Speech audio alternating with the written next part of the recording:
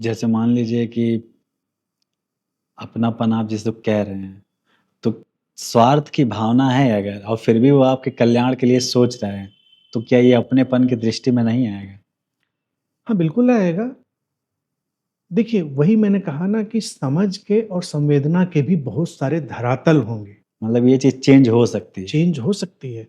इसीलिए एक चीज़ मैंने और भी कही है अनेकों बार कि कोई व्यक्ति जो सही अर्थों में स्वार्थी और सही अर्थों में चालाक होता है, क्लेवर होता है, वो भी देर तक गलत नहीं कर सकता।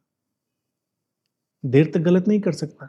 क्योंकि अगर मैं बहुत स्वार्थी हूँ, जो मैं अपना ही भला चाहता हूँ, मैं बहुत चालाक हूँ, मैं अपना ही भला चाहता हूँ, तो मैं देर-सवेर ये जान जाता हूँ कि तुम्हारा नुकसान करके मुझे भला नहीं मिलने वाला है। ये मैं मतलब जान जाता है वो व्यक्ति। जान जाता है, वो इन्वेस्टमेंट के गणित समझ जाता है। जैसे व्यापार करने वाला व्यापार समझ जाता है। अब वो तो बिल्कुल मूर्ख व्यापारी होगा जो सोचता है कि हम इन्वेस्टमेंट करेंगे, दूसरे को फ़ायदा नहीं होने देंगे, उसका नुकसान करेंगे और अपना फ़ायदा कर लेंगे। तो कितने दिन व्यापार कर पाएगा? हुँ, कुछ दिनों में उसका सब बंद हो जाएगा। तो जो कुशल व्यापारी भी है, वो जानता है कि इसका भी हम फ़ायदा कराएँगे तो हमारा भी फ़ायदा होगा और हम ज़्यादा लोगों का फ़ायदा कराएँगे, तो ज़्यादा फ़ायदा हमारा होगा। गणित साफ है। तो जो स्वार्थी व्यक्ति है वो भी कभी गलत नहीं करेगा। वो सोचेगा कि अगर हम तुम्हारा दिल दुखाएँगे, तो हमारा भी दिल दुखाने के लिए कोई तैयार हो जाएगा, तुम तैयार हो जाओगे। तो हमें अपना दिल नहीं दुखवाना है, तो हमें तुम्हारा दिल नहीं दुखाना है। तो प्रारंभिक धरातल पर हो सकता है वो बहुत स्वार्थ और चालाकी से सारे अच्छे काम करे।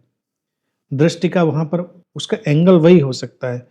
लेकिन थोड़े ही दिनों में चूँकि वो प्राथमिक काम तो अच्छा ही कर रहा है, हुँ। तो एक अवेकनिंग उसके अंदर उतर सकती है कि इसमें स्वार्थ और चालाकी का कोई मतलब भी तो नहीं है। वहाँ पर करुणा और मैत्री की भावनाएँ प्रबल हो सकती हैं। तो लोग सही अर्थों में स्वार्थी भी नहीं है, लोग सही अर्थों में चालाक भी नहीं है। इसीलिए तो वो दूसरे का नुकसान करना चाहते हैं, दूसरे को हानि पहुँचाना चाहते हैं।